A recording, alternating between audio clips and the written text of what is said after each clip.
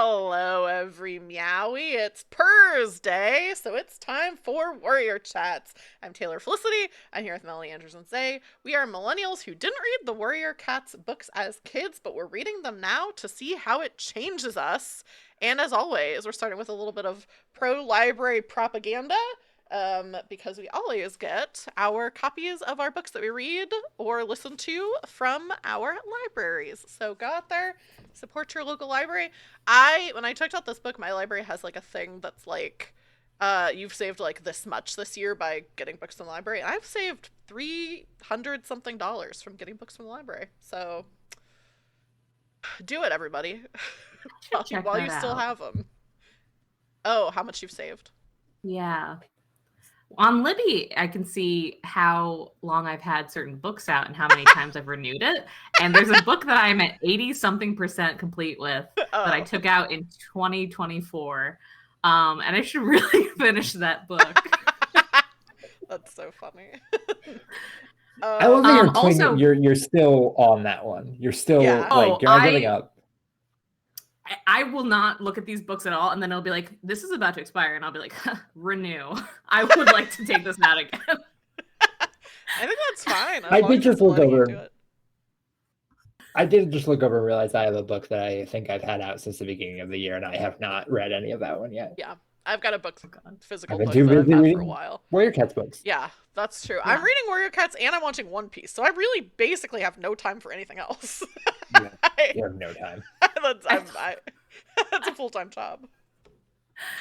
Up top, I think we should mention that it seems like Margot and I might be having internet trouble today. So if we start cutting out, or if the stream quality is so bad, apologies. That's just sometimes how it is. And also, I'm gonna go ahead and get my Warrior Cat name for the stream. Oh yeah.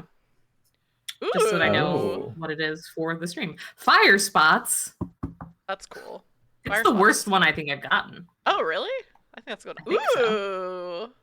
Patch Bright. Patch Bright is good. I'm okay with that, actually. Let me do mine. I need to add some more prefixes. Fire Spot is bad. Yeah. I think it's fun. It's like a fire spot on the sun. Like a sunspot. Oh, mine is Rockwing. That's a bad kind of wing to have. I was going to say, it's a cool name. Bad for flying. Also, really quick, I want to talk about TikTalk, which is something we do at the top of the stream. Talk about things that people have commented on TikTok or YouTube or whatever. One comment, I posted a video today that we called Broken Tail a Nazi cat. And Cider commented, Nazi cat is going to be such a good callback going forward. I love Broken Tail. So I don't know what that means. I don't know if that means you learn more about Broken Tail and he's more Nazi-ish, or he's exonerated somehow. I don't know, but what Cider said. They love him? Interesting. They do love it was him. last... That's so interesting, yeah. Like, wasn't it last stream that we were talking about, like, is there anybody who like loves Tiger Star and like anyone who's an apologist for pretty bad cats? I don't know if they're an apologist necessarily.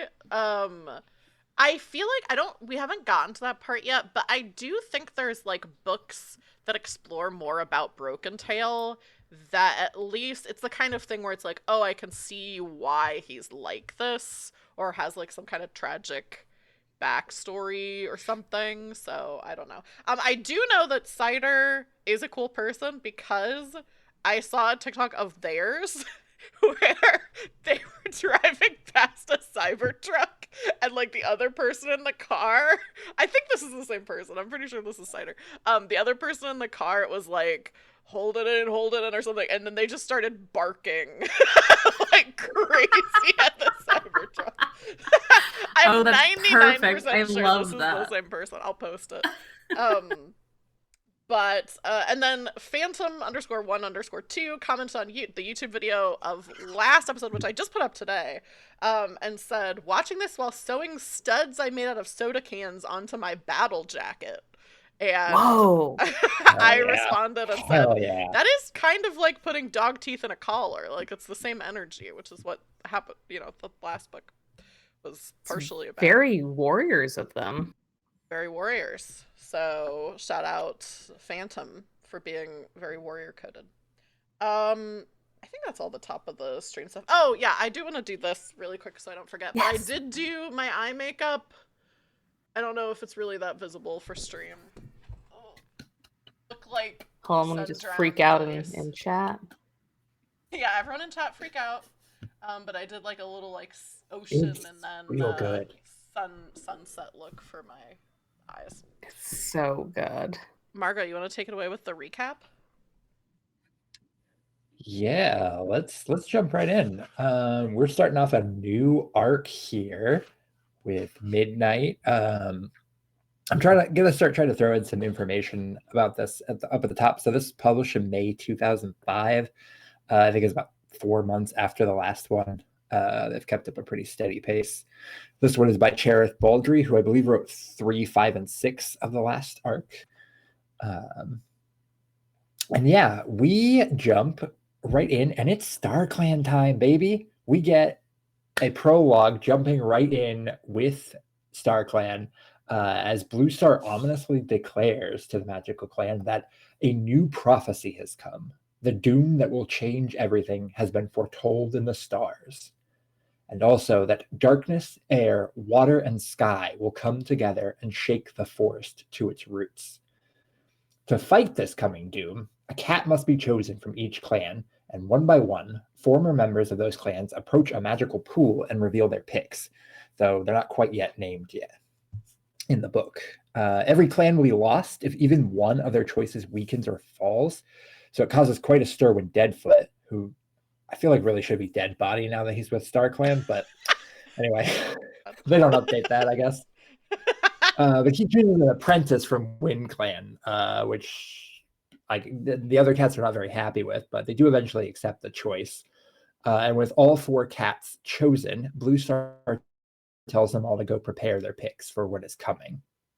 And we immediately see what this looks like in Chapter 1, which focuses on Brambleclaw, who is one of our main point of view characters for this book.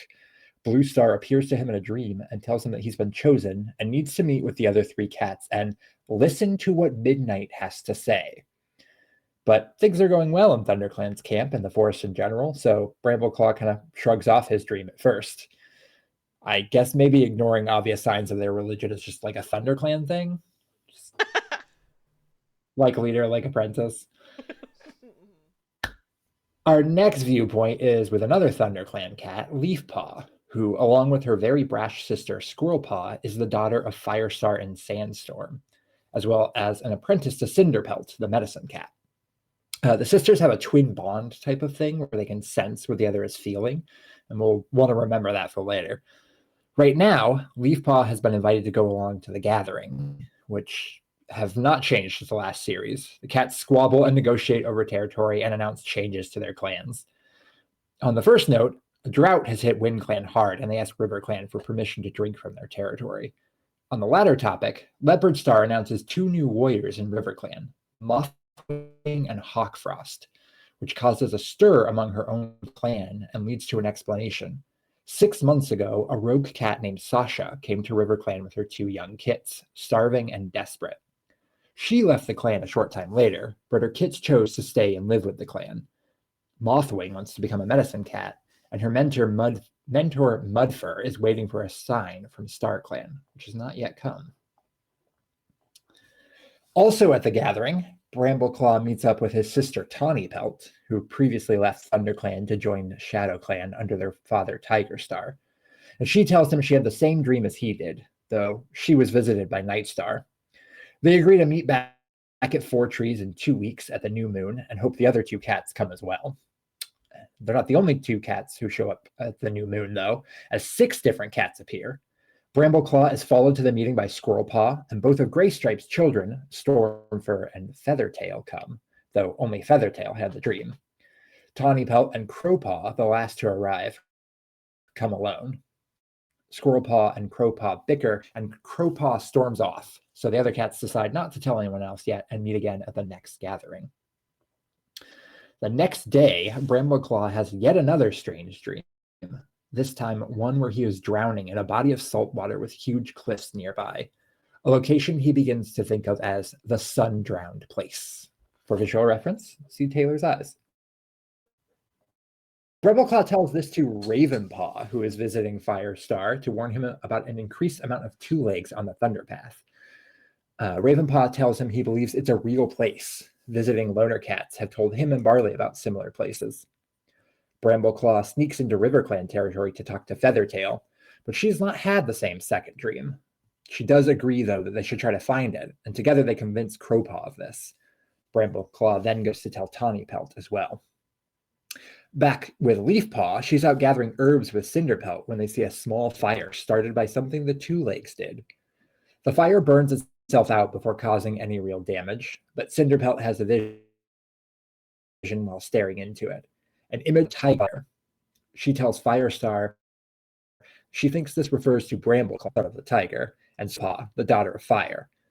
Firestar becomes a real asshole about this, and trying to give them both busy work and telling his daughter to stay away from an inexperienced warrior like Brambleclaw. Shockingly, however, giving demands to your children without explanation doesn't work well, and Brambleclaw and Squirrelpaw decide to leave together and find the sun-drowned place. Leafpaw catches them before they go and gives them herbs because she can sense that Squirrelpaw will be traveling, though she promises not to tell anyone else. They meet up with the rest of the cats on the road, and the 6 of them set out. They stop by Ravenpaw and Barley's place for a place to stay and a good meal, and he sees them to the edge of the forest at Four Trees. From there, they head out into a strange world. It's not until they're long gone that Sandstorm suggests that the omens could mean the cats will save the clan together, not destroy it. A short while later, Leafpaw goes with Cinderpelt to visit the Moonstone with the other medicine cats. She meets Mothwing as they're headed there, and I honestly don't think I'm reading into this, immediately develops a crush. Oh, yeah. Oh, yeah. Isn't she like, oh, the most beautiful cat I've ever seen? Yeah. Starts, there's no subtext. There's just text. So beautiful. Yes. It is as textual, if not more, than Firestar's crush in the first book on the medicine cat. I can't remember. Spotted Leaf. It is more textual, honestly. Except that Leafpaw is not weird about Mothwing's scent. Not yet. Not yet. From that. Not yet. There's still time. We're going to talk about this later, I am sure. But back to the recap. Mothwing tells her she's been waiting ages for a sign from StarClan that she can become a medicine cat. And it finally came 2 days ago. During the ritual with the Moonstone, where Mothwing is officially made into a medicine cat, Leafpaw has a series of visions. First, 4 trees bare and with one of the trees violently shaking. Next, a line of cats crossing a thunderpath. And last, Squirrelpaw crossing a green field. We'll leave her to think about that and her new crush as we move back to the other cats. Said cats have had a run-in with a couple of large kitty pets that Squirrelpaw bravely jumps in to defend the other cats from. After the kitty pets are ushered away by a 2-leg, they find a puddle of rainwater to drink from, but Tawnypelt insists it tastes like salt water. Brambleclaw thinks this is a sign from StarClan to continue on their path. Feathertail is then the next to have one of these salt omens when she dreams of salt water.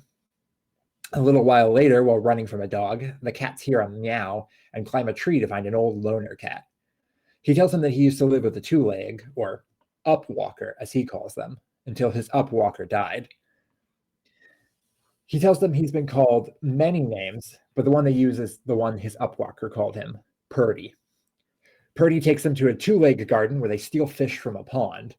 And just before a 2-leg discovers 7 stray cats stealing a decorative fish from their garden, Crowpaw finally has his own salt omen. The water tastes salty to him. It's so funny. It's so funny. It's so funny. You're gonna get to it, but then they immediately go into another 2-legs place and be like, probably won't be found out immediately again. I kind of glossed over it, but Can we just talk about the idea of looking out in your backyard and seeing 7 dirty cats Eating your fishing? goldfish. Literally, they're like, yeah, they're flipping Like fish hibachi style. They're like flinging it to each other. Also, 7 cats. so many. And then the next house they go into, there's the food, but there's just a thing of milk they're waiting for, I guess, this human's cat to Yeah. have. Who Also, just leaves that's- milk out? That's fucked up, and right? was the house just the door? It seemed like they got to the house, door was just open. And the Just cats let are just like, yourself in. time to come in. I'm like, what world is Okay. this? I don't know. I I don't know. skim over it in the recap because it's not like plot relevant, but it is really interesting. I really thought at this point that Purdy is like was leading them into a trap because there's a 2-leg place with a door open and there's milk and food inside, and he's like, yeah, everybody come inside with me, like to this 2-leg He also was like, I come here all the time. I'm I come assuming, here all the time.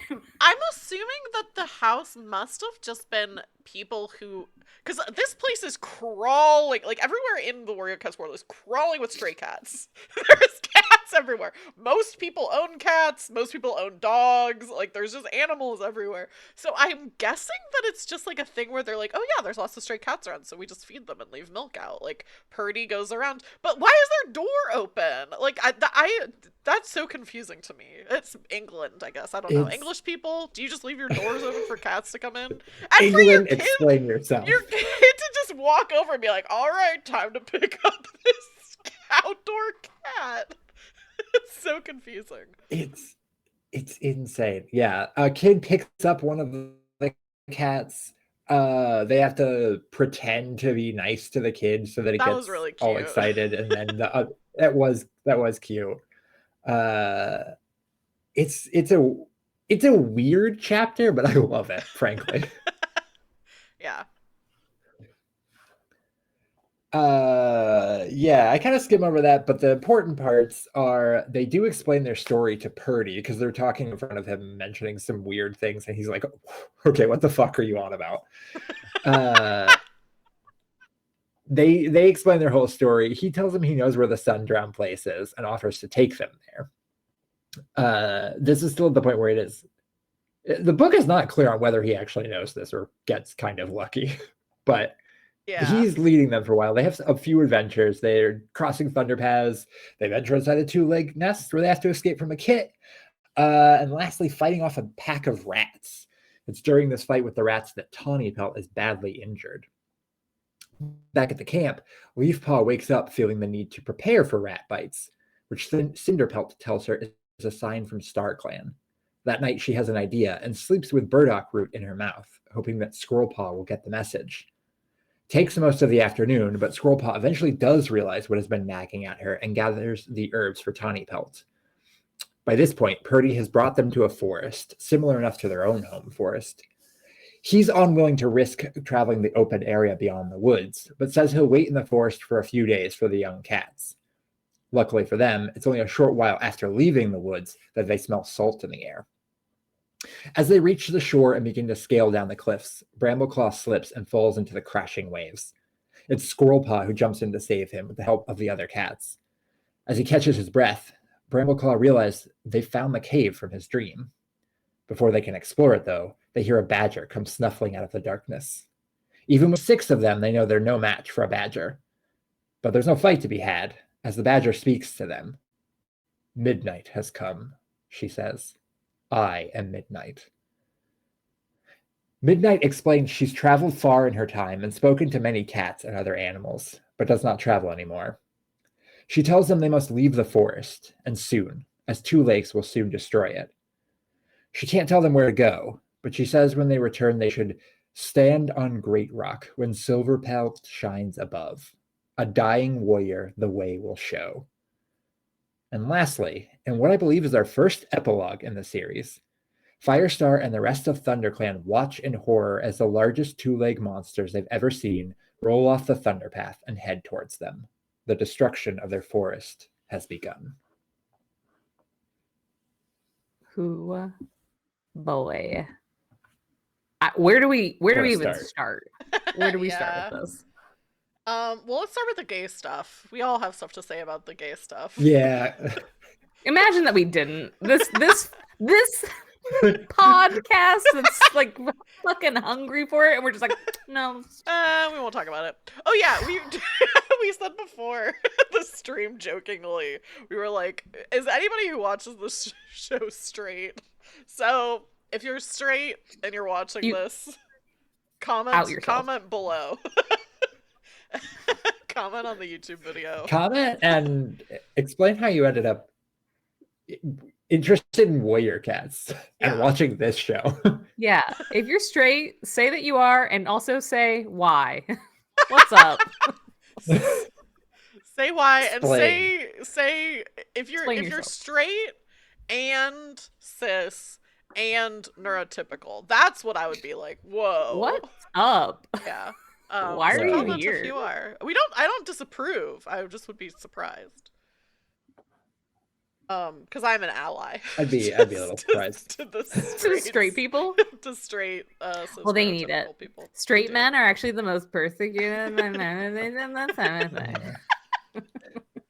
Okay, gay stuff. I put in my notes, how did I put it? Oh, I said Leafpaw Def likes Mothwing, and all I'm gonna say is gay runs in the family.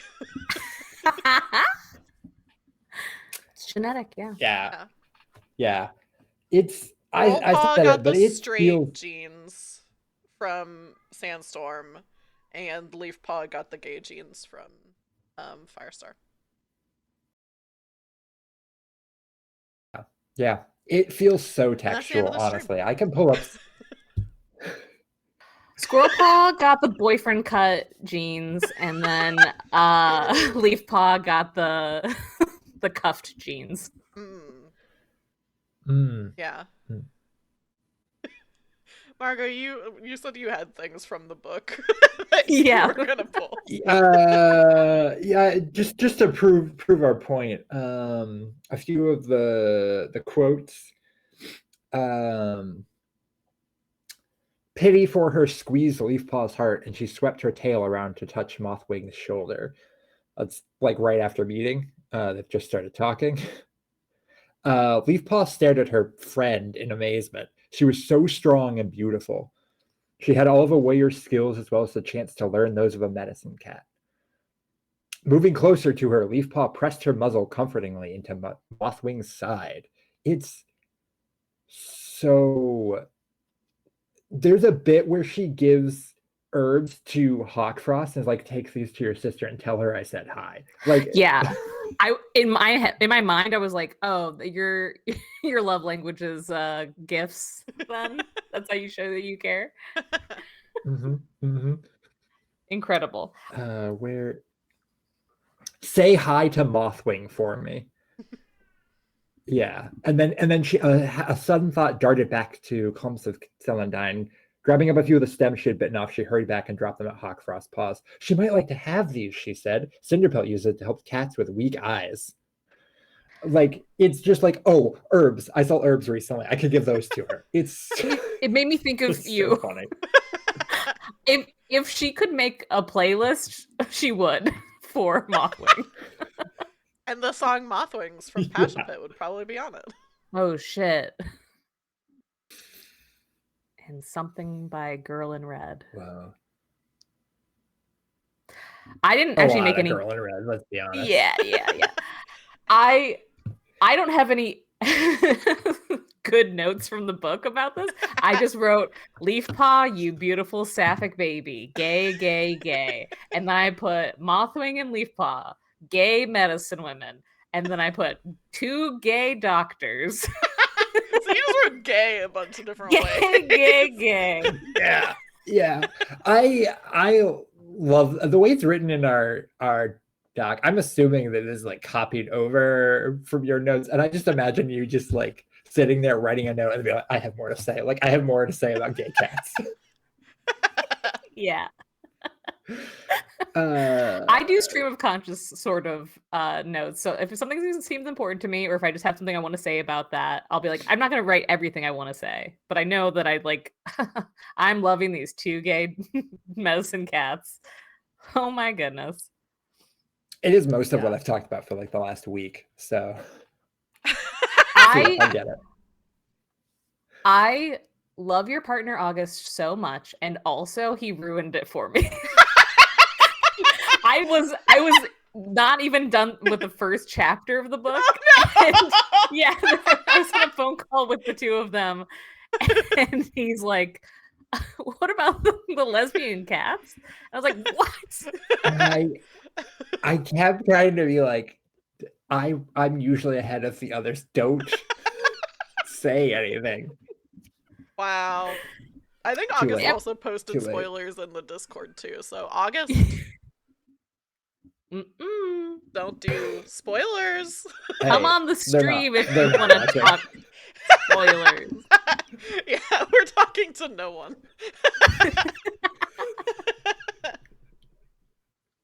Will You not two be people. watching with us.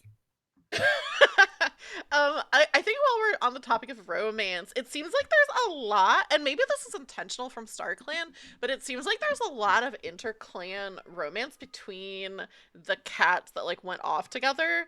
Yeah. Definitely Feathertail and Crowpaw. There seemed like there was some stuff there because I Feathertail is love like it. the only one who's like not pissed off at Crowpaw all the time. And like seems to have a connection with him. And then obviously Squirrelpaw and Brambleclaw are, I think, set up for like OTP like endgame. But Stormfur is definitely also into Squirrelpaw. So I think that's interesting if there's like a if there's gonna be like a love triangle or something. Oh, I didn't even clock that. That's so interesting. Yeah, there's like multiple times where he like looks at her with like shining eyes, or she after she runs in and saves some of the cats, and Brambleclaw is like, you shouldn't have done that, and then I think it's Stormfur who's like, no, she was great, that was amazing. Like he's always coming to her defense, like he was a simp for her. Wow, For just like sure. his fucking father. Yeah, I thought it was interesting that it was those two because you'd think that they would. You could see, I could see them either being like, "Oh yeah, interclan stuff is like fine," or being like, "Oh, we're separated from our dad, so like we don't really want to get involved in this kind of thing." But it seems like they're They both think it's fine. they're both like, "Yeah, if I see a cat I like, I don't care what clan they're in." While we're talking about Stonefur, I do want to mention, since I think you didn't listen this time, right, Mario? You said you read the digital book. I listened to part of it, and then I was switching back and forth between listening and reading. I read most of it. Did you get to hear Stonefur's voice? I'm going to take that as a no. If I did, because you would know. I think I did, but it didn't leave an impact. He is starting to sound like Gray Stripe, and I hate it. Oh no! Oh yeah, no. Okay, again, that voice, that lisp is so prevalent in the first series that I just clocked it as this is what McLeod Andrews goes to. Like Yeah. this is Well, what he they're does with related. cats. Yeah, well, he's having makes his sense, son man. sound like him. Yeah. We were talking about this, I think sometime when I think Taylor, you and I were hanging out, maybe we were talking about no, I was talking about it with Margot about big Tom cheeks, how they haven't talked about that at all in these books, how Tom's like the biggest, most virile Toms have like usually really big cheeks. I think that maybe that's the voice for a big cheeked Tom. A cheeked up Tom. The cheeks are They so sound big, like a you have a lip. yeah, could barely open his mouth because his cheeks are so big. That sounded like Snagglepuss. What you were doing now. Snagglepuss. It's so I it was very funny that they're making his voice like that. Also, the first time I hear Firestar's new voice, I think 8 months have maybe elapsed. I think a year. I think think it's they a said year. 4, or they said like 4 seasons, I think. 4 seasons. Okay. Okay. Firestar's voice is so different from what it was, and they made it more mature, and that felt very weird and jarring at first. And then I was like, time moves ever forward. I guess it makes sense that his voice is going to change. He's the leader of StarClan, or not Yeah. StarClan, of ThunderClan. Like, Someday. maybe a kitty pet, the leader of StarClan. That'll be the day. Will be the day. Whoa. Whoa. I also it is making me wonder what age cats are considered elder cats. It Yes. seems like it's pretty speedy. It seems like it's like 4 years or something. It's like you're old now. It's so wild. Like Golden Flower, who was the Yeah. mother of Brambleclaw and Tawny Purr. What's her last name? Pelt. Tawny. Tawny Pelt. Her Tawny last Pelt. name.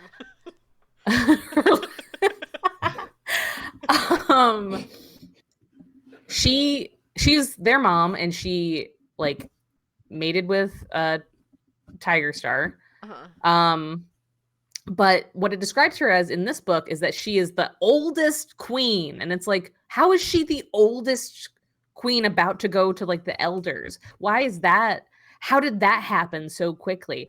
Also, tangential to that, they say in this that elders, they describe elders as having their purpose in the clan being like completed, like they don't have anything that they need to do in the clan.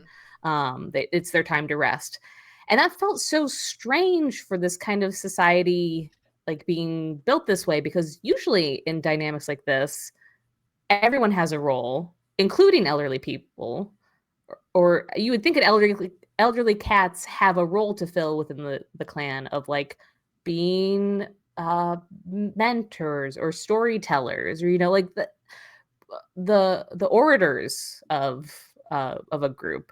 And it's so strange to be like, no, actually they're just waiting to die. They just lay around.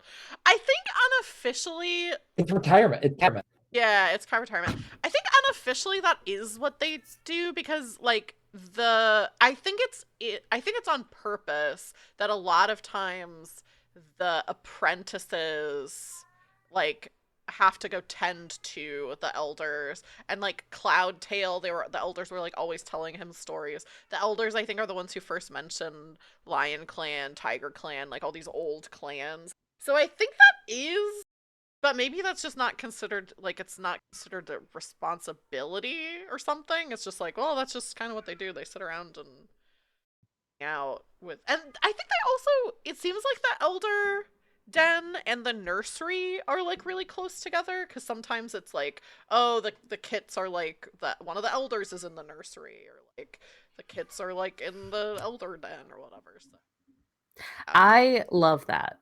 It has been shown that it's good for kids and for older folks to interact with each other, because it keeps like there's retirement homes that also are like preschools or whatever, and it does good things for both age groups to interact with each other like that. So it's very cute to see that. Yeah, one of the other, like, I think in the time between this book and last book, also Longtail, who was the one that broke Firestar's collar in like the very first book and was like kind of a piss head. He just kind of was mean. He's an elder now, I think. And I think that happened in between books. Like that, I don't think he was in the last book in Darkest Hour, and he is now. Yeah. I'd be wrong. I think, yeah, because he was still like in books, especially book 5. I think he was one of those that Firestar didn't trust because he might still have allegiances to Tiger Claw, I think. Melanie, actually, I had a question for you. Because we've talked a lot about how in the first series, that something that was really frustrating to me, something frustrating was that it was all from Firestar's POV. And now we have multiple POVs, which honestly I think has solved a lot of the issues that I was having in the first series. But I was wondering, Melanie, what you think about Leafpaw not sharing the information that she knows about the two prophecies, and like that being kind of a plot point. Because I know that's like in the past been something that frustrates you. That is such a good question. That it felt correct for her not to share it because of her status as a medicine cat, and like I'm not it really didn't get into why she couldn't necessarily share some parts of the prophecy, but like it felt at least valid enough of being like, oh, I can't actually talk about this with you, like, or this person. I can't give this prophecy to this person or this prophecy to this other Yeah. person. It felt like it had Um, more of a reason to me as well, but I was like, I wonder if yes. Melanie's going like, just, just tell them. I think if I thought about it all, it was like, I wish she could, but it seems she can't because she's a medicine cat. Not just because she was like, it doesn't, I really need to tell this vital information, but I got wrapped up in warrior training. Yeah, yeah. I think the stuff that Squirrel Paw told her, she was keeping secret because she promised Squirrel Paw she wouldn't tell. Yeah, and And then sisters. yeah, and then the other prophecy I think was like, well, this is Medicine Cat stuff, and Firestar was like, don't tell anyone else, and he is like the leader. So it was kind of Yeah. two of her family members being like, don't tell anyone this, and her being like, oh god. I love Leaf Paw. I think she's so wonderful. Yeah. I think I really love that She's she's the great. apprentice to Cinderpelt. I think that that's so lovely. Yeah.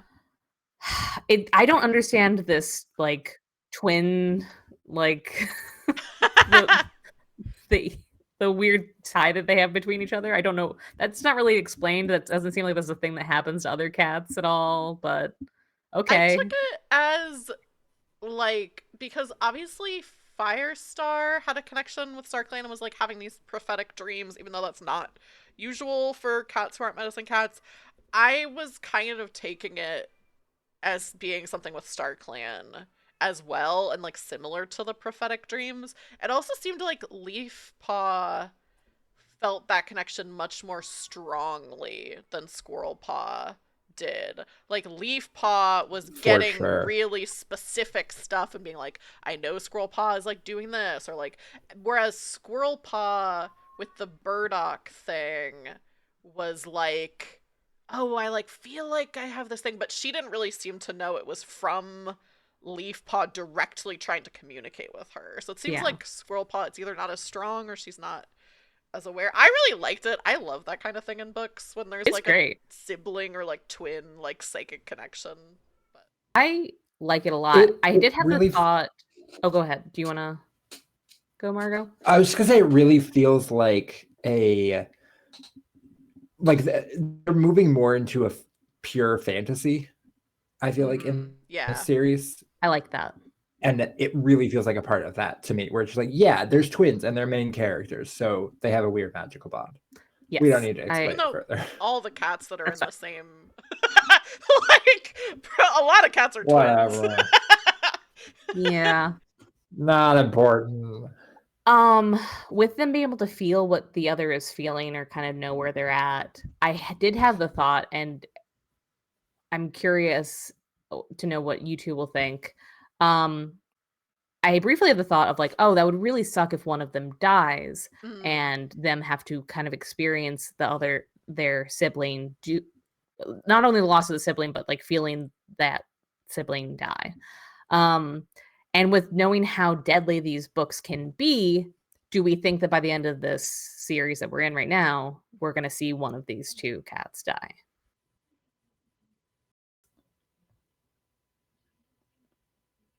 I feel like probably I yes.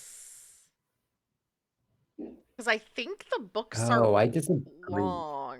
I think there's a lot of stuff that happens. So I don't know. Like this is like the second series out of like 10 series or something. So I feel like by series like 8 it's going to be like, "Oh yeah, in history there was Firestar, but nobody's going to know him anymore." You know what I mean? I think we'll probably eventually see one or both of them die, but I don't think we're gonna see it from like a viewpoint. I don't know that it's gonna happen. I don't think it'll happen in this series, like this arc.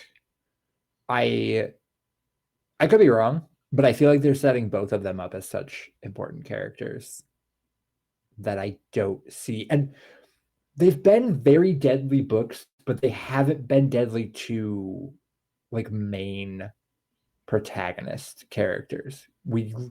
Blue Star, yes, but that was obvious from the beginning that she was going to die to make room for Firestar. Yeah. But They we haven't, like, have- Sandstorm's fine, Gray Stripe's fine. Sure. But we were zagged on pretty hard in the last series when Tiger Star was just like eviscerated in front of us by a new character, essentially. So like Yeah. I could see it totally being the case that we have these two main characters that seem like they're being set up to be like sort of untouchable and one of them getting cut down. I can see it being Leaf Paw, to be honest, because medicine. I think it's going to be Squirrel Paw. Really? Yeah. I think Squirrel Paw is going to be the next leader, probably. That'd be great. Squirrel Star. Squirrel Star is so Oh, good. Oh, Squirrel Star is good. See, I think it'll be Brambleclaw. I Yeah. think I wish it would be Squirrel Star. I want that now so bad. But I think it'll be Brambleclaw. He gets the most screen time here. He's Yeah. the one of the only ones who's not new to this book. He's the main male character. Like, and whether it's correct or not, there is a trend, an idea in the publishing world for this age group that if you write a male main character, girls will read it. Boys won't read about a girl main character, which is ridiculous and stupid. But especially 20 years ago when this book was coming out, that was the concept. So I could absolutely see it being this has wide appeal. But if we make girl main character the leader, like, they're not gonna go for it. Brambleclaw being deputy feels inevitable for sure. Did it dawn on either of you like how weird it is for him to be interacting with Feathertail? Because I had a moment where they were like, it was very like nice them interacting with each other, and then I was like, oh fuck, man, your dad was trying to have her killed like in front of like in like a Thunderdome sort of situation of like in front of everybody. Yeah, I wonder if Brambleclaw knows about that or not. It didn't happen. I mean, like, unless Feathertail or Stormfur talked about it, maybe he wouldn't know. Brambleclaw wouldn't know, but like, would Feathertail? I think Feathertail was old enough at that time. That feels like a pretty fucking traumatic thing to happen, where you watch someone get killed in front of you, and then you are very nearly killed yourself. Yeah. I don't know. That's gonna stick with you. Yeah. I wonder if she knows who Brambleclaw is. Then, if she knows that that's Tiger Star's son. She must, because that's common knowledge. I think in the last series, it seemed like all the cats pretty much knew. Okay. So there is a general concept, I feel like, though, they talked about where, like, they don't really connect the cats to their fathers generally. Sometimes the fathers aren't known. We saw a lot more connection because we saw Firestar's viewpoint, and Firestar had a lot of feelings about those kids. Yeah. I also feel like Sorry, go ahead. No, go ahead. I didn't put this in my notes, but it's something that I was thinking about with this book, which is that in the first series, they do say, oh, queens can like keep it a secret who the dad is, and it's treated in at least the beginning of the first series like Gray Stripe's like love of Silverstream is kind of unusual.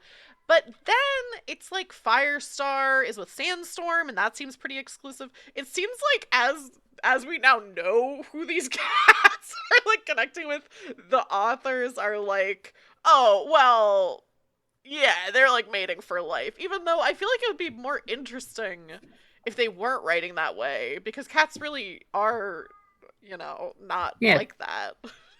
Right. I feel like it's heading in the direction where it's like, oh, actually it does, cats really stay with just one person if they're a main character cat, because it's like too much for a kid's book to have them be like non-monogamous. That'd be, yeah, it's pretty cool. Firestar having different queens come to his den. Especially him being the leader, I feel like that has like a weird connotation. Yeah.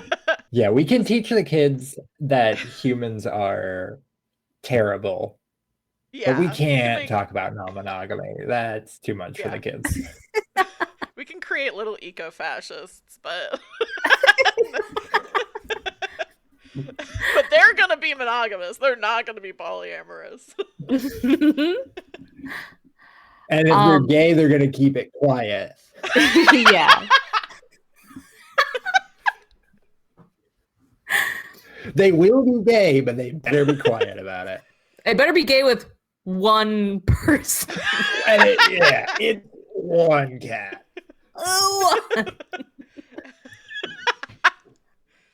It's Adam and Eve, not Brambleclaw and Steve. Before we get too far away Steve's from a bad cat name. Oh, we're probably gonna find a Steve at some point, right? Or a Steven? I hope not. I mean, I said it before, and I'll say it again because it seems like this is what's happening. They are totally doing a Kovu with Brambleclaw. Like he is the son of Tiger Star, and people are like thinking that he's going to be as evil as his dad, and Squirrel Paw is incorrigible and like just like the exact same as Kovu and which was whatever first. Her name is. So I looked this up because I'd meant to beforehand, but when I saw that Margot had put that this was published in 2005, Lion King 2 Simba's Pride came out in 1998. So they are chomping the bit. Cherith chomping on that Disney steez.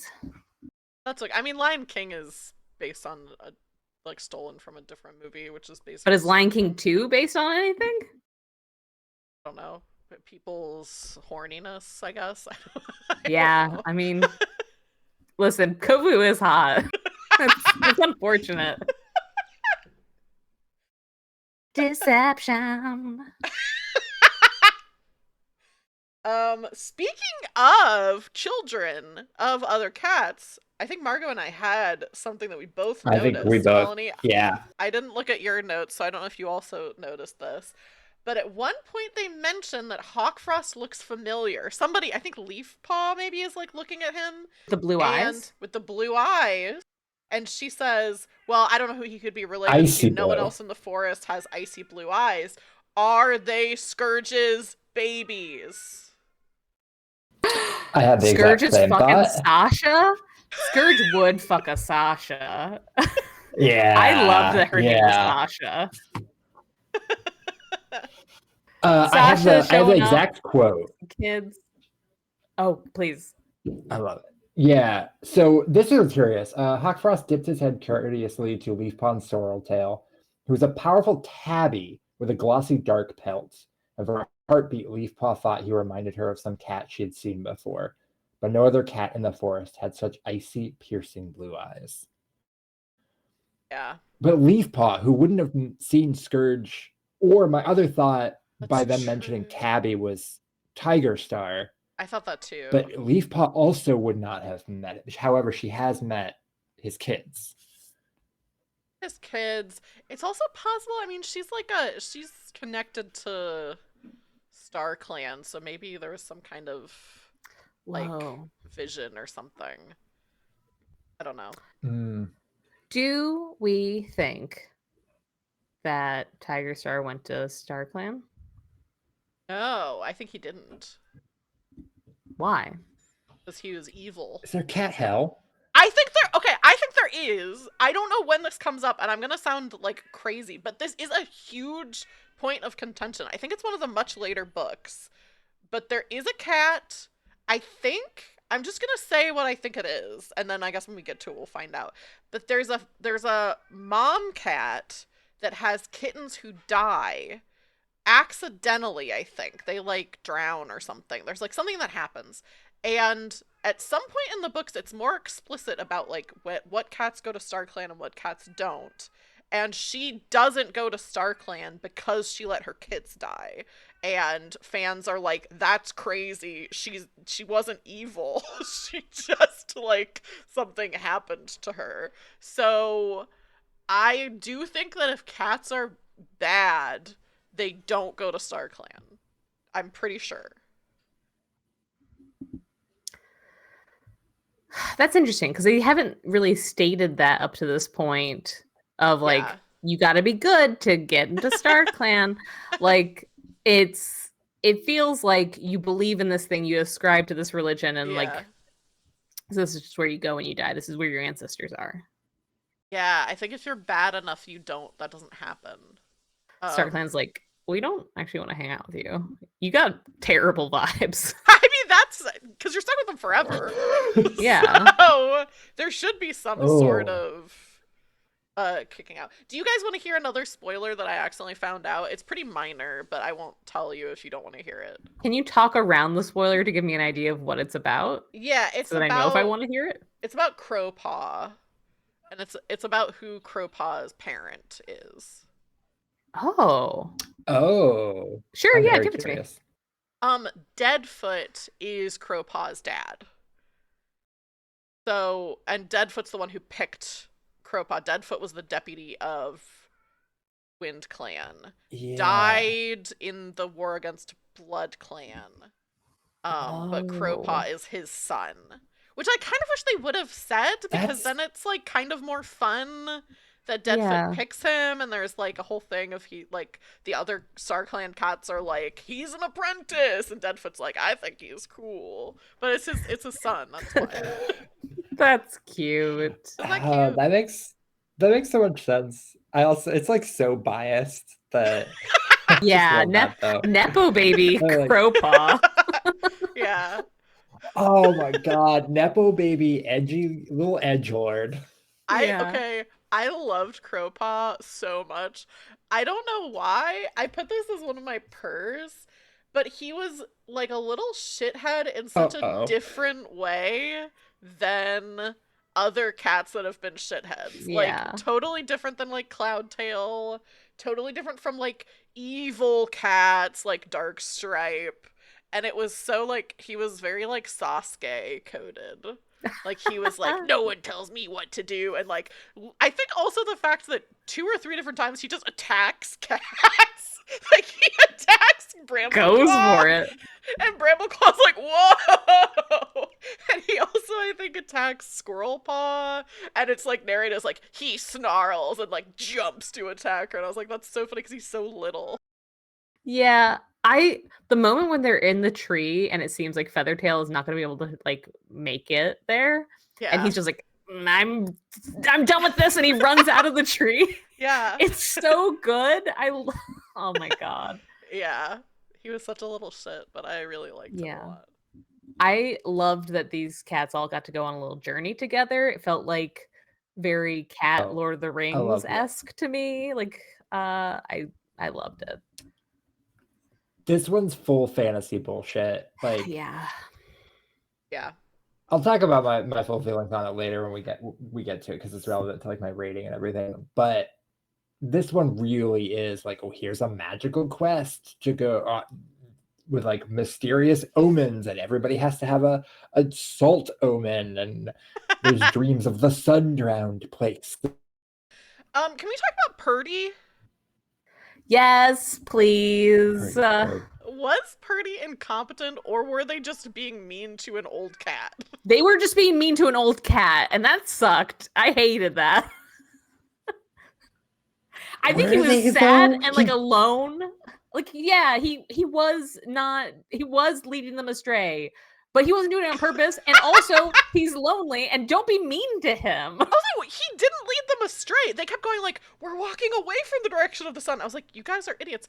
Just because you can see the sun from Sundrun Place, like, if you just always walk, whatever, you're gonna walk back and forth if you're following the sun. Like, yeah, but also, like, even if, like, the place you're trying to get to, the ocean is obviously, west. Sun sets in the west. But even if you are always just going west and following, you're not necessarily going to get to the right place. You might have to go other directions, right? Like, if you're not on the right. So, like, just because he was leading them a different way, like, they ended up where they were supposed to be. Yeah. And even also, the dead end. Even if, like, he wasn't, what were they going to do? They didn't know where to get there. Like, they might as well follow him. Like, yeah. They had no other leads. I will say it does. The book, even though they end up in the right place, the book kind of implies to me that my reading of it was that he got a little bit lucky, because even he's like slightly surprised. Like, yeah, told you guys I was taking you to the right place. I definitely knew where I was going the whole time. I love it. That was how, like, Brambleclaw saw it, right? Like, Brambleclaw is like, I don't even know if this is a coincidence, because we're kind of in Brambleclaw's point of view. Whereas Purdy went to a place and then was like, yep, and here's the forest I told you about, and here's this. Like, it seemed like a crazy coincidence, if it was a coincidence. My favorite thing... not too crazy for these books, I don't think. Yeah, that's true. My favorite thing about them meeting Purdy is that we get some cat regionalisms now, which, like, before we have, like, different cats call things different names, like cars being monsters. And here they show up and they're like, aren't you going to run into a bunch of two legs? And he's like, two legs? Do you mean up walkers? Incredible. Ooh-wee. That's beautiful. And then calling mice squeakers, like, that's some good shit right there. I love that so much. Later on, when they are talking to Midnight, which, cool fucking name, right? They're talking to Midnight, and she says, like, the other tribes or whatever about cats, and I don't remember if it was Brambleclaw or who said it, but they're like, tribes. Do you mean clans? Yeah, man, come on. Like, what are we doing here? But I guess in the world, they've never heard that word before. Like, it would be like if somebody came up to you and was like, oh, you're from the Bliga Blogga. And you would be like, what? I don't know what that is. That's how I have to imagine it. That's how I have to imagine it for them. Otherwise, I'll go insane. Something about how stupid it is to be like, this? Do you mean this? It just really hits good for me in these books. That's like making me cry. Midnight also talks about one of my favorite things is Midnight. Bush hole. Bush hole. No. No one calls it a bush hole. Melanie did say she's gonna be talking about pussy a lot. She specifically said she wasn't going to.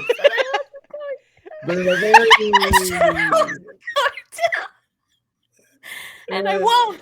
I'm not talking about pussy. I'm talking about bush hole. I'm talking about bush hole. A way more derogatory sounding word. Oh, that is Melanie. That could be your warrior cat name. Okay. Oh, okay. she disagrees. Okay. This sounds worse than mine. Pisses and bush hole.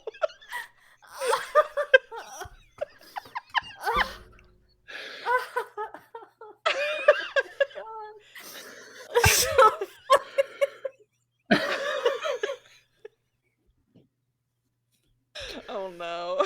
She's contemplating her life. Every decision you've made has led you here. But maybe you can I'm become Bush Star. weeping. I'm. That's so fucking stupid. Oh my god. Woo. I have to add whole to the list of the chat redeems that you could get a warrior cat. Yes. Oh, no. Send whole. It's a minefield to say your name now. That's true. You could end up with something horrible. Oh lordy, lordy. Any other Purdy thoughts? I guess that's kind of what we were talking about. Or thoughts in general. Nothing I love on him. I love it. nothing on Purdy, but I do want to say Ravenpaw had some like Tom Bombadil vibes here. And I was really enjoying it. Yeah. She just kind of shows up, gives some wisdom, helps them out a little bit. It's good. Went from being the like most pathetic cat in the books to being like the coolest cat. He's the best. sexy. Yeah. Ravenpaw is a sexy cat. He's The a confirmed bachelor sexy cat. No. Who's the sexiest cat, do we think? I think he is.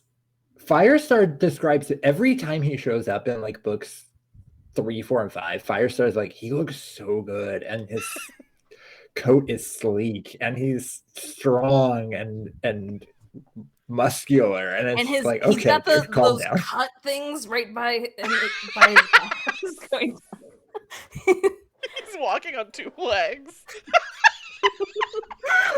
He's got an 8-pack. Fuck. I'm imagining him less sexy now. That's just a disturbing image. A cat standing on 2 legs with an 8-pack. Yeah, that's. Butters, yeah. Thank you. Are they called anything else? Because that's all I can think to call them. I think that's what they're called. There's another word for them. I think there's another word for them. Abrinkles. Put it in the comments. What's the other word for cum gutters? What's the safe for work version? There's certainly not a better word. Yeah. Yeah. It's the best word.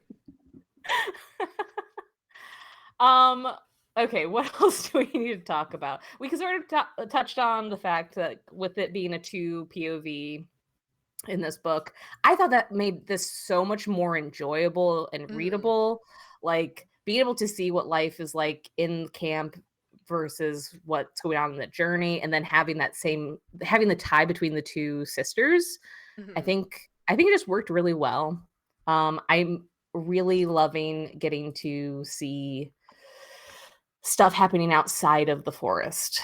Yeah. Which it sounds like we're going to be getting a lot more of. Yeah. As the series goes on. We also, I think it was mostly Leafpaw and Bramble, but I think we did get a little section from Squirrel Paw's perspective, if I remember correctly. It was like, or maybe I think we did. A Squirrel Paw. It was like a paragraph or something where I was like, oh, okay. Like suddenly we're in Yeah, this just kind of person's jumping around. But... Interesting. I have a small note that as much as I dislike Gorse, I love Sorrel. Pretty much the opposite of how I feel about Gorse. Sorrel is a good word and a good plant. I completely disagree. For some reason, I don't like the word sorrel. It bugs me. I hate reading it for some reason. Gorse, I liked. It's ridiculous. I love it. Whoa. Sorrel, for some reason, there's a couple of names like Sorrel Paw, which is just too many. Like the syllables don't work for me. I don't like saying it. Sorrel Paw. Squirrel Paw is not a whole lot better. Yeah, Squirrel that's Paw. True. Yeah. God, I wish. Sorrel. Go ahead. Sorry. I was just saying, I really hope she becomes leader. I don't think she'll make it there, but Squirrel Star would be such a good leader name. I love it. Squirrel Star. Do we think there's ever going to be a kit named like Home Kit and Home Paw, and then they could become Home Star? They're really known You think for there's ever running. gonna be a kit named Strong Kit and Strong Paw, and then maybe he's evil, so they name him Strong Bad? Yeah, I think so. I think that'll happen. While we're talking about Sorrel, two things I wanted to mention about that. One is Cherith Baldry has two cats named Bramble and Sorrel. I fucking Um, love that. which is very cute. So those are like her like OCs, which is really cute. Love Good that. names. Very good names. The other thing is Sorrel Tail, maybe the unluckiest kit in the books. Well, maybe not the most unlucky because one kid did get grabbed by a hawk and taken away, but she No was kid. poisoned by Darkstripe, and then it's revealed in this book she's been hit by a car. And her training got delayed because like she got like clipped by a car in like the shoulder. So it's like 6 months or something that she was Oh, laid up. right. And I was like, She has such a good attitude about it, though. yeah, if that happened to me, I would be like, fuck this. I'm gonna find a I'm out. two-leg house to live in. Don't you mean Upwalker? No, I'm in ThunderClan. Okay. I'm not calling it that.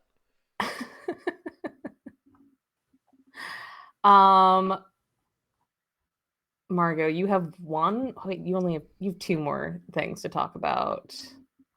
Let's power through some stuff. I feel like I Yeah. have a few things. I could probably skip over some of my stuff.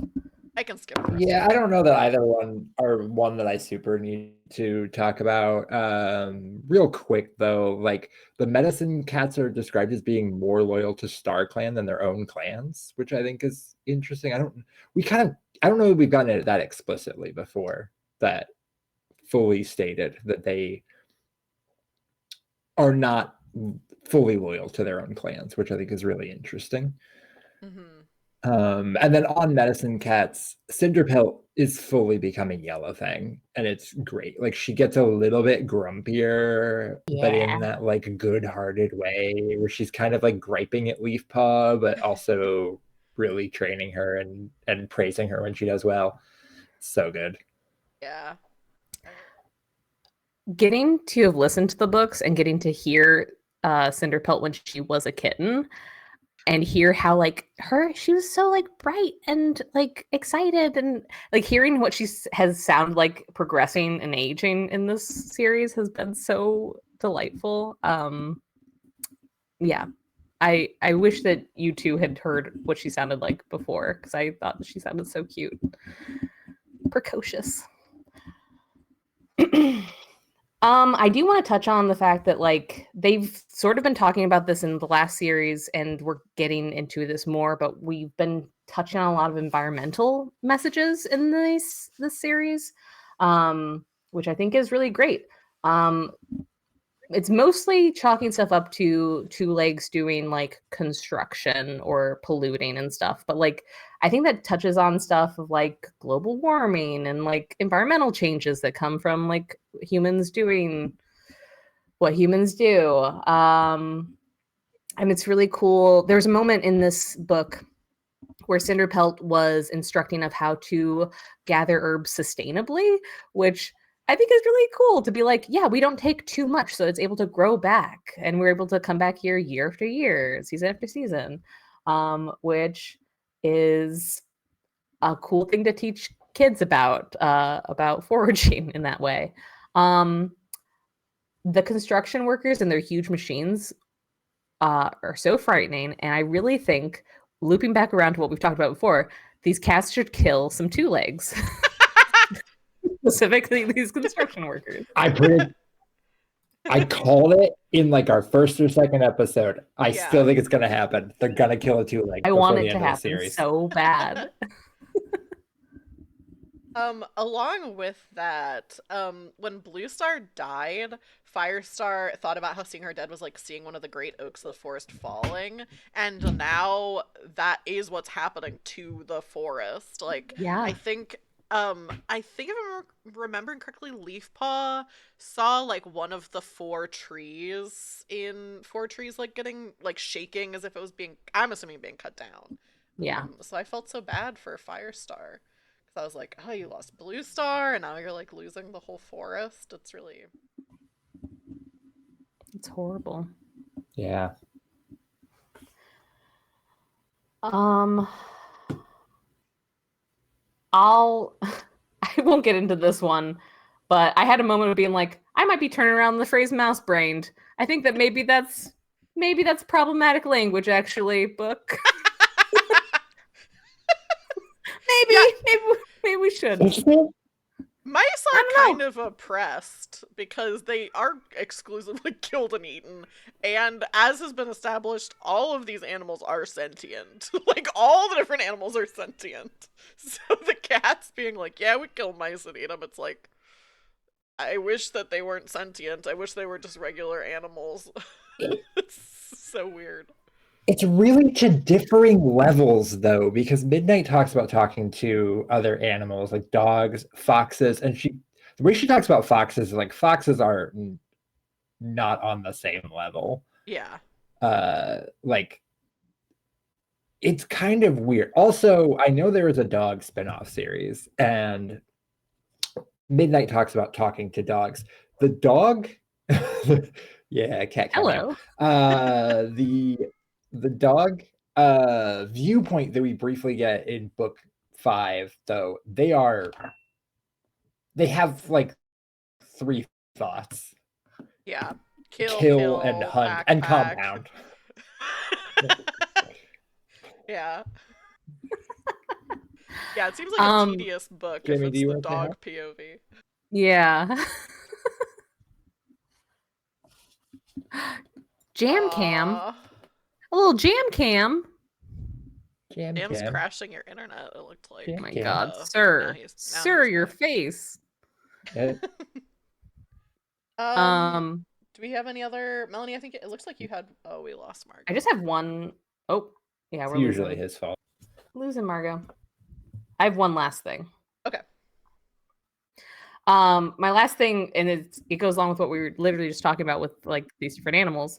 But really a real Chekhov's badger there. We start off the book with a badger, which we've not encountered in the books them like running into either like having those kinds of one-on-one interactions with a bigger animal like that.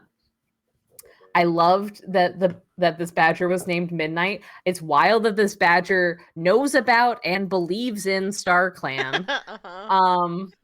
And also the moment of this badger running off and being like, "Here, burdock root for this rat bite." And I was like, oh, they know the same things. A cultural exchange. They both know. They both use burdock root. Oh my god. Yeah. Yeah, the badger was so interesting. I also liked how she was written. Like, what did Cloud or McLeod? I keep saying Cloud. Did McLeod do like a Russian accent for her or something like that? That's the vibe I got reading it. I'll have to go back. I didn't clock it as being Russian. It was just kind of more stilted, as if like someone didn't naturally speak cat. Yeah. And was like putting words as if you were trying to speak another language to someone who speaks it fluently, and you're just trying to communicate to them. That's kind of how it was done. It'd be cooler if it was Russian. That's how I pictured her. Okay, let's talk about lines we liked then. Yay! Who wants to go first? Can I start since I was just talking about badgers? Yeah. I wrote this down at the beginning because I felt so out of place, and I loved that it came full circle. The line was, "Badgers and cats don't mix, and that's the end of it." And it's like, we've literally not talked about badgers at all before this, but I guess they don't mix with cats. And then at the end of the book, here we go. There was a badger, because didn't Cloudtail, when he was Cloudpaw, he tried to fight a badger. There was a scary badger before in winter, I remember. It was like the same time as the Deathberry. Like a badger attacked a kit or something. Did we see it actually happening, or was it? Yes, we saw it happening, and Fireheart was like, "Don't fight with this creature," whatever. It wasn't like a huge thing, and I don't think any of the cats were like actually hurt, but there was a badger. Interesting. Pretty sure then. But that's the only other time that there's been a bad. Okay. In any case, the line felt out of place of Yeah. being like, that's the end of it. And we always, this is what we say about badgers. There was a line where they were talking about the new Shadow Clan leader, and they said, under his leadership, Shadow Clan was trusted more than before, though it was still believed that cold winds blew over the hearts of the Shadow Clan cats and darkened their thoughts. And it's like, whoa, buddy. Whoa. Just because they're Shadow Clan, huh? Okay. Yeah, they live in a marsh and still that makes them evil. evil. Yeah. Margot saying they're still evil and then cutting out. It's incredible. I'm being silenced again. I'm speaking truth. I'm speaking truth to StarClan. Yeah. Fucking Jam's tail just walking through. Such a camera hog. His sleek black tail. So I don't have the exact Hey, quote. Melly, don't make me wonder if some of the cats would think my cats are sexy.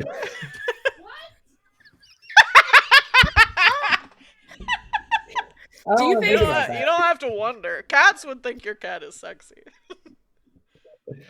Don't say that to me. That's hate speech.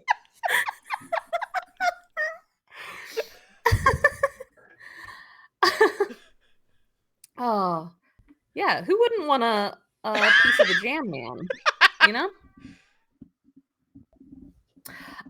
The last thing, it's not an exact quote, but when they were talking about the fire prophecy, and it was said that Firestar never understood it. And I was like, yeah, duh. No, he never understood it. He still doesn't understand it, maybe. That's fine. Yeah. Have you met him? Of course not. Like, this actually circling back to one of the first things towards the book, where they're talking about the two legs being around a lot more, and Firestar just being like, got nothing to do with us. Does it have nothing to do with you? Has everything Are to you do not? with you. Yeah. Yeah, my guy. Okay, that's all I had. I only had one, which is Mouse Fur. At one point says to Brambleclaw when he's like looking really like sad and upset, says, you look as if you lost a rabbit and found a shrew. It's like, that's so fun. I love when they say that kind of thing. I highlighted that one too. That one's fantastic. It's good. I had a few actually from this book, which is wild. I don't usually have that many. I'll just read off some of them quick. One, I think this is Brambleclaw. A chill ran through him from ears to tail tip as he realized that to be loyal to the prophecy and to StarClan, he might have to be disloyal to his leader. I thought worries were crowding around him like cats at a gathering was cute. Yeah. Just once again, like more cat-isms. The rising sun cast long blue shadows in front of them as they took the first steps on the longest journey of their lives.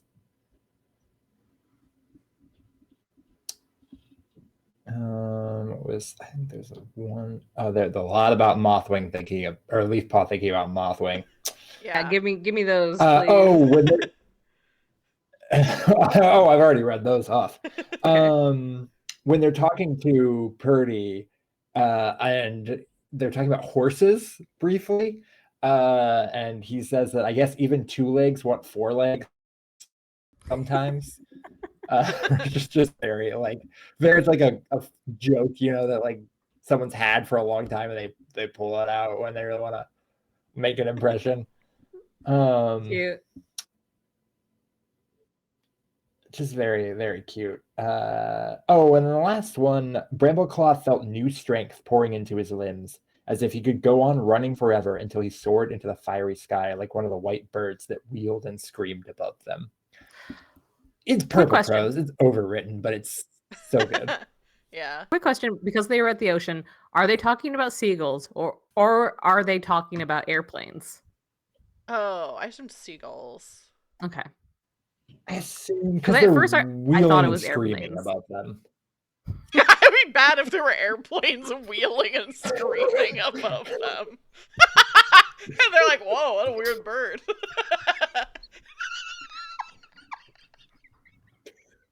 That's a big ass bird. Whoa! That's a weird bird. Try to catch it. That'll feed us for all of whatever winter's called. Well, if they saw an airplane, it would just be like so far away that they couldn't tell how big it was. They would That's think true, it's but if really it was small. screaming, I'm imagining it's crashing I could into hear it. the That would be ocean. bad. Bad news. Wheeling and screaming. This is Sundrown Place. Planes It's have also wheels. Plane Drown Place. Plane plane.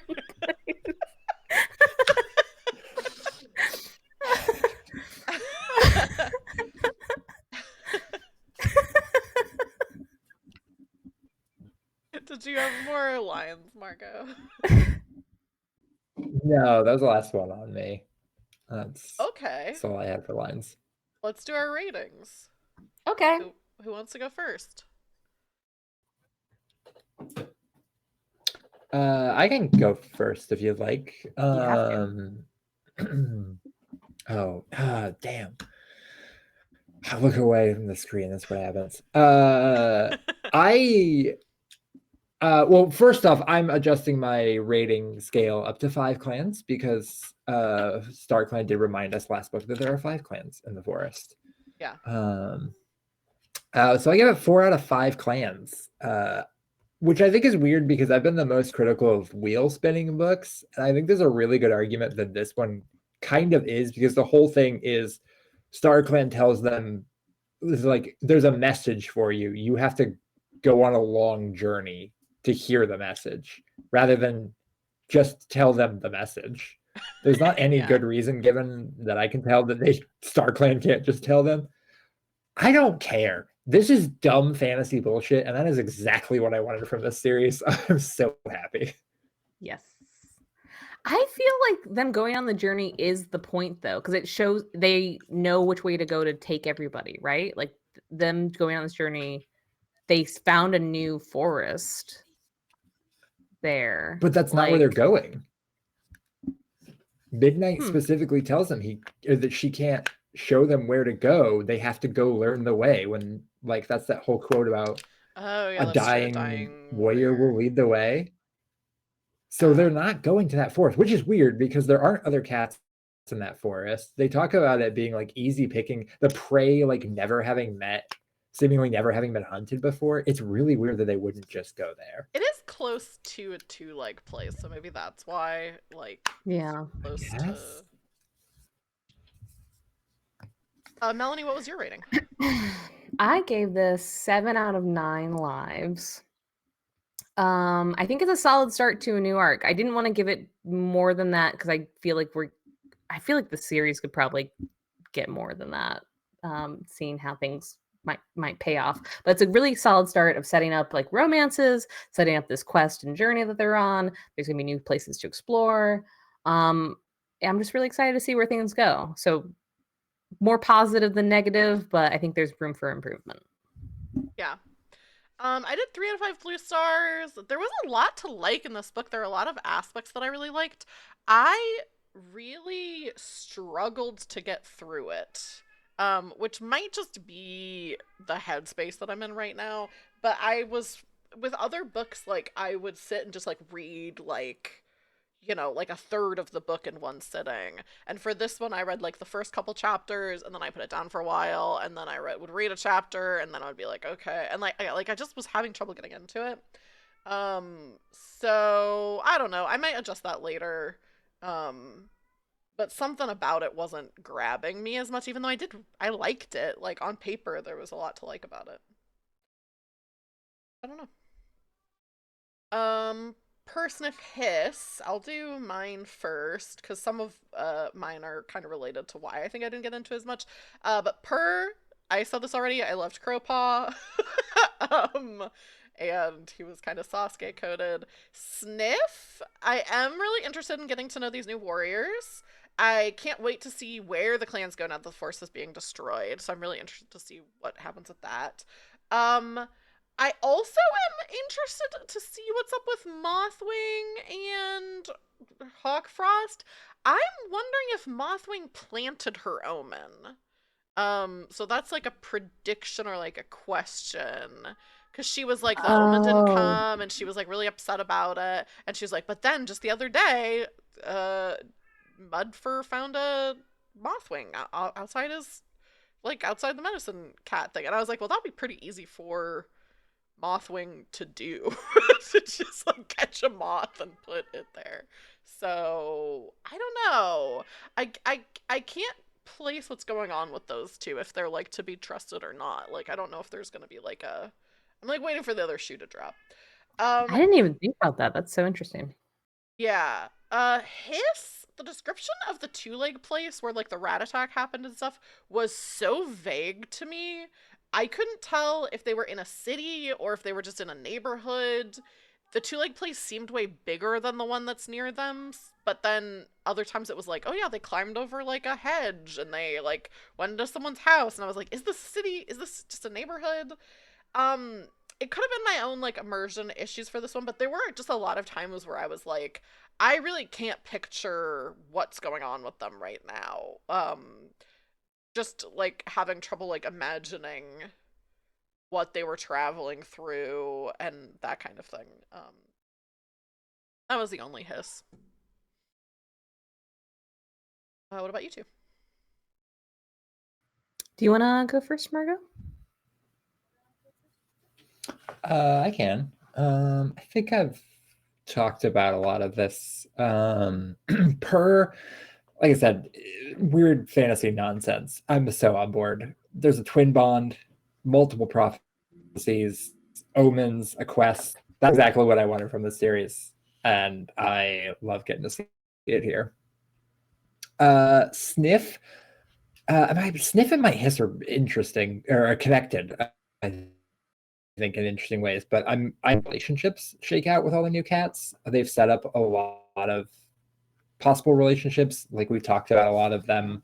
I feel like we might get like a love triangle or some weird dynamics coming up. We've got a lot, you know, the 6 cats, plus Mothwing and Hawkfrost, and also our old cast. There's a lot of interesting possibilities there. Hiss hit me today. I'm like really open to it. I do like you like what you said about him, but I didn't get into some of them being kinds of pains in the ass in this book. Like Crowpaw, Squirrel Paw is very brash, like always rushing off into things, yelling at other people. Not a lot of subtlety to her. It's clear character arcs being set up, but I kind of don't want to see the beginning of it. Like, just get me through that part. Yeah. I wonder, like, what other romance tropes they're gonna use. Like, we have like enemies to lovers with Bramble Claw and Squirrel Paw. Maybe love triangle. Do we think there's gonna be like one big bed, like like only one bed? Yeah, I was gonna say one big bed is not One big bed. One big bed, we all have to share it. That is kind of, I feel like, what isn't it seems like, well, no, maybe not. I was gonna say it seems like the elder like den is just one big bed, but maybe not. It is. One big bed is from NADPOD, right? Yeah, one big bed is from NADPOD. One big bed. Yeah, slow burn. Maybe. My person of hiss. My Purr lesbian cats. Obviously, I can simply pass away now that there has been lesbian cats. I hope we get more regionalisms because that's really fun. I need more. Do you mean blah blah blah? Like, I just need more of that. Yeah. My sniff is I'm excited. I'm interested to see how all 4 clans interact with each other. as they travel to whatever will end up being their home, what that looks like. How will the two legs not notice a mass exodus of 4 clans of cats out of the forest? Just streaming out. Yeah. I had a hard time finding a hiss for this one. There's nothing that really was bothering me too badly about this book specifically. I don't love the characterization of ShadowClan as being all evil and dark. I think that's a shitty thing that fantasy can do, which is like, well, good things are light and bad things are dark. And okay, come on. It's kind of shitty. But you know, it's a kid's book and it's a lot of people write, so but that's the only thing I could think of as being a hiss. What are your metrics, Mel? My metrics. Warrior cat name, not yet, even though I found a perfect one during this stream. Even though it's absolutely perfect. It's not. We have one now.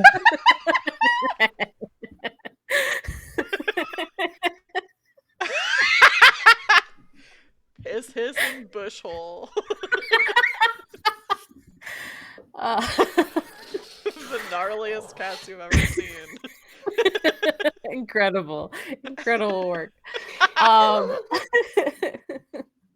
So not yet, but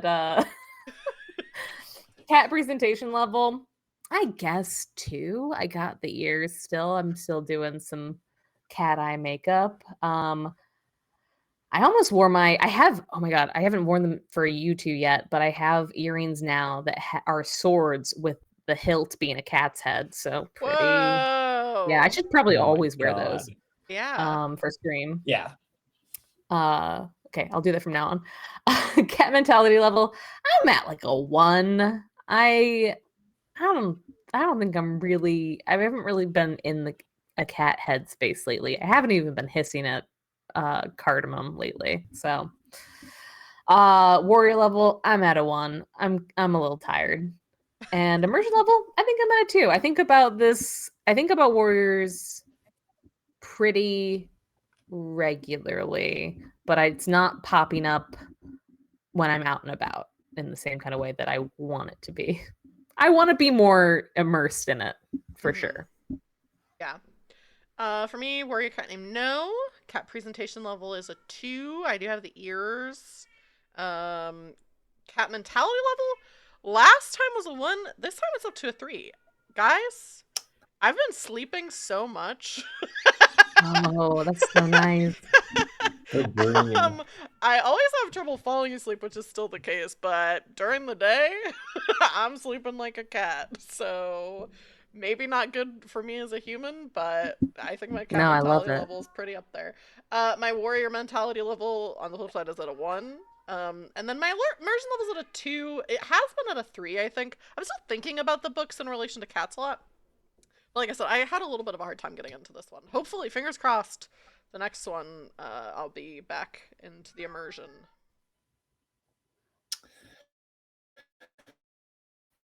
I don't think changed since the last time. I don't have a name yet that I want to accept. So fair. It's out there, but that's fair. Yeah. Cat presentation level 1. Cat mentality level 1. I'm not haven't seen a lot of changes there. I wish that I was sleeping like a cat. Have some time off in a bit. Maybe I will then. One big bed. Probably not. One big bed? Ooh. One big bed? One big bed. One big bed for the table? If I have one big bed, will the other two will you share? I would have if you're gonna order, if you're gonna get if you're gonna get one, I'll have a little bit of the big bed. Yeah, I would sleep on it. Yeah. I'll take a little nap. A cat nap. Perfect. Warrior level still at a 2. I'm just always ready to fight. That's fine. I love that about you. Probably. Level, I think I bumped up to 3 last time. I still look, I talked about how I get into media, and we've talked about how much we want this to mean to us. But there's a part where like I don't really want, like, I don't want to be obsessed with it. It comes up in my brain way too often. We did have a stray recently that is spending a little time with us, and I did pretty much immediately say, oh, we were talking about like his coat, and I was like, oh, his warrior cat name would be this. Oh. What was it? So What would it be? what was it? I don't remember. It was like silver fur or silver Silverstream. pelts. I don't think it was silver pelt because that's the name of the like night sky in the books, but silver something, silver fur, something like that. It might have been silver pelt, but I think it was silver pelt. yeah, it was. It immediately was like, "Wait, your cat name." Incredible. So That's great. I'm at 3. I have to admit that. Good. I love it.